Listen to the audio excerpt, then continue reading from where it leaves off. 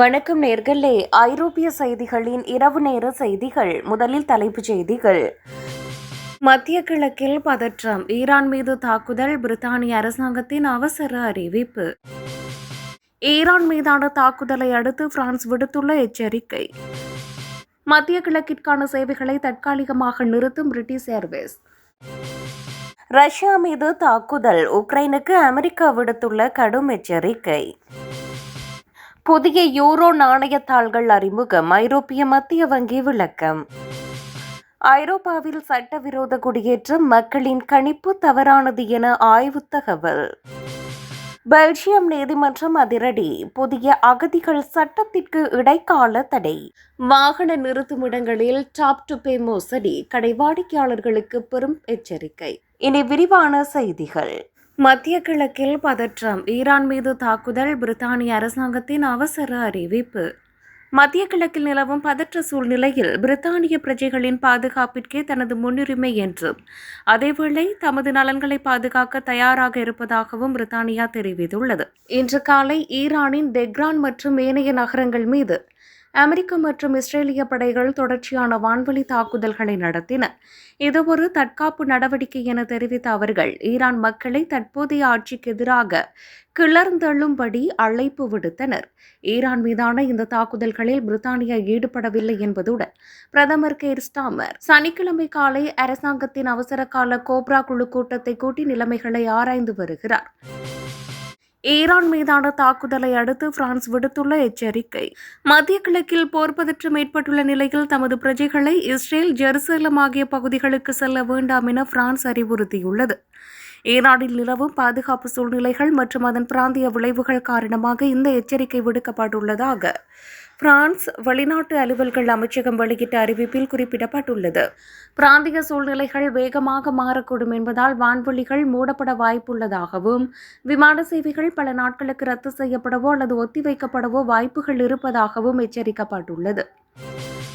மத்திய கிழக்கிற்கான சேவைகளை தற்காலிகமாக நிறுத்தும் பிரிட்டிஷ் ஏர்வேஸ். மத்திய கிழக்கில் நிலவும் அசாதாரண சூழ்நிலை காரணமாக பிரிட்டிஷ் ஏர்வேஸ் தமது விமான சேவைகளில் அதிரடி மாற்றங்களை மேற்கொண்டுள்ளது. கிடைக்கப்பெற்றுள்ள தகவல்களின்படி லண்டன் ஹீத்ரோ விமான நிலையத்திலிருந்து தோஹா நோக்கி பயணித்த ஒரு விமானம் நடுவானிலிருந்து மீண்டும் லண்டனுக்கே திருப்பி அனுப்பப்பட்டுள்ளது.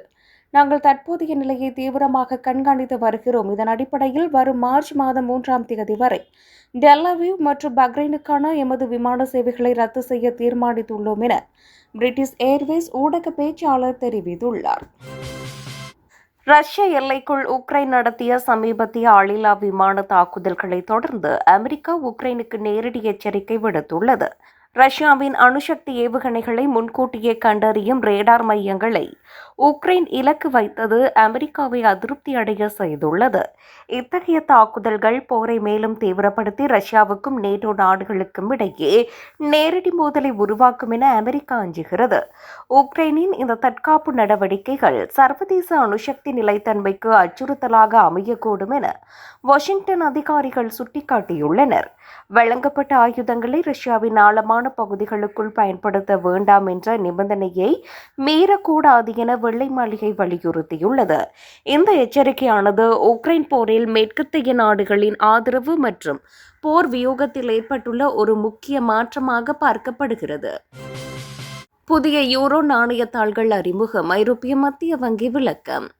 ஐரோப்பிய மத்திய வங்கி 2026ஆம் ஆண்டு முதல் புதிய பாதுகாப்பு அம்சங்களுடன் கூடிய நவீன யூரோ நாணயத்தாள்களை அறிமுகப்படுத்த திட்டமிட்டுள்ளது. தற்போதைய நோட்டுகளில் உள்ள கட்டிடக்கலை வடிவங்களுக்கு பதிலாக கலாச்சார மற்றும் இயற்கை சார்ந்த புதிய கருப்பொருட்கள் இடம்பெற உள்ளன. கள்ள நோட்டுகளை தடுக்கும் வகையில் மிக மேம்பட்ட தொழில்நுட்ப மற்றும் டிஜிட்டல் பாதுகாப்பு அம்சங்கள் இந்த புதிய நோட்டுகளில் சேர்க்கப்பட உள்ளன. புதிய நோட்டுகள் வந்தாலும் மக்களிடம் தற்போது புழக்கத்தில் இருக்கும் பழைய யூரோ நோட்டுகள் தொடர்ந்து செல்லும் என வங்கி உறுதியளித்துள்ளது. பழைய நோட்டுகள் படிப்படியாக சந்தையில் இருந்து விலக்கிக் கொள்ளப்படுமே தவிர அவை செல்லாதவையாக உடனடியாக அறிவிக்கப்படாது.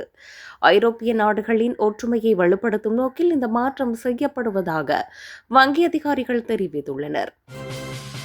ஐரோப்பாவில் சட்டவிரோத குடியேற்றம். மக்களின் கணிப்பு தவறானது என ஆய்வு தகவல். ஐரோப்பிய நாடுகளில் சட்டவிரோதமாக குடியேறுபவர்களின் எண்ணிக்கை குறித்து மக்களிடையே நடத்தப்பட்ட ஆய்வில் அதிர்ச்சிகரமான தகவல் வெளியாகியுள்ளது.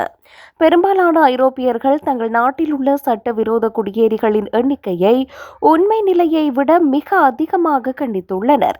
இந்த தவறான புரிதல் மக்களிடையே தேவையற்ற அச்சத்தையும் அரசியல் ரீதியான பிளவுகளையும் உருவாக்குவதாக ஆய்வாளர்கள் கவலை தெரிவித்துள்ளனர். அதிகாரப்பூர்வ புள்ளி விபரங்களுடன் ஒப்பிடும்போது மக்களின் மதிப்பீடுகள் யதார்த்தத்திற்கு புறம்பாக இருப்பது இந்த ஆய்வின் மூலம் தெரியவந்துள்ளது. ஊடக செய்திகள் மற்றும் அரசியல் பிரசாரங்களே இத்தகைய தவறான பிம்பத்தை மக்களிடையே விதைத்துள்ளதாக கூறப்படுகிறது. குடியேற்றம் குறித்த உண்மையான தரவுகளை மக்களுக்கு தெளிவுபடுத்த வேண்டியது அவசியம் என இந்த ஆய்வு வலியுறுத்துகிறது. சர்வதேச விமான பயணத்தில் புதிய சிக்கல், புதிய நுழைவு விதிகளால் பயணிகள் அவதி. சர்வதேச விமான போக்குவரத்து துறையில் அமுல்படுத்தப்பட்டுள்ள புதிய நுழைவு விதிகளால் உலகம் முழுவதும் குழப்பம் ஏற்பட்டுள்ளது. குறிப்பாக அமெரிக்கா மற்றும் ஐரோப்பிய நாடுகளுக்கு இடையே பயணம் செய்யும் பயணிகள் இந்த மாற்றங்களால் பெரும் சிரமத்திற்கு உள்ளாகியுள்ளனர். மின்னணு பயண அங்கீகாரம் பெறுவதில் ஏற்படும் தாமதங்கள் விமான பயணங்களை திட்டமிடுவதில் சிக்கலை உருவாக்கியுள்ளன. இந்த புதிய டிஜிட்டல் நடைமுறைகளால் விமான நிலையங்களில் நீண்ட வரிசைகளும் கூடுதல் சோதனைகளும் அதிகரித்துள்ளன. விமான நிறுவனங்கள் இந்த திடீர் மாற்றங்களை சமாளிக்க முடியாமல் தவிப்பதாக போக்குவரத்து துறை நிபுணர்கள் தெரிவிக்கின்றனர். சர்வதேச பயணங்களை மேற்கொள்வதற்கு முன்னதாகவே உரிய ஆவணங்களை சரிபார்த்துக் கொள்ளுமாறு பயணிகளுக்கு அறிவுறுத்தப்பட்டுள்ளது. பெல்ஜியம் நீதிமன்றம் அதிரடி, புதிய அகதிகள் சட்டத்திற்கு இடைக்கால தடை. பெல்ஜியம் அரசு கொண்டு வந்த மிக கடுமையான புதிய அகதிகள் குடியேற்ற விதிகளை அந்நாட்டு நீதிமன்றம் அதிரடியாக நிறுத்தி வைத்துள்ளது. நாட்டின் மிக உயரிய நிர்வாக நீதிமன்றமான ஸ்டேட் கவுன்சில் இந்த விதிகள் அடிப்படை உரிமைகளை மீறுவதாக கூறி தடை விதித்தது. தஞ்சம் கோருபவர்களின் எண்ணிக்கையை கட்டுப்படுத்த அரசு எடுத்த இந்த முயற்சி தற்போதைய தீர்ப்பால் பெரும் பின்னடைவை சந்தித்துள்ளது. அகதிகளுக்கான தங்குமிடம் மற்றும் அடிப்படை வசதிகளை மறுப்பது சர்வதேச சட்டங்களுக்கு எதிரானது என மனித உரிமை அமைப்புகள் வாதிட்டன.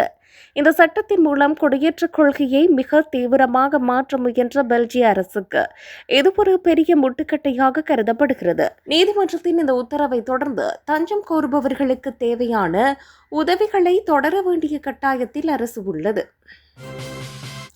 வாகன நிறுத்துமிடங்களில் டாப் டு பே மோசடி, கடை வாடிக்கையாளர்களுக்கு பெரும் எச்சரிக்கை.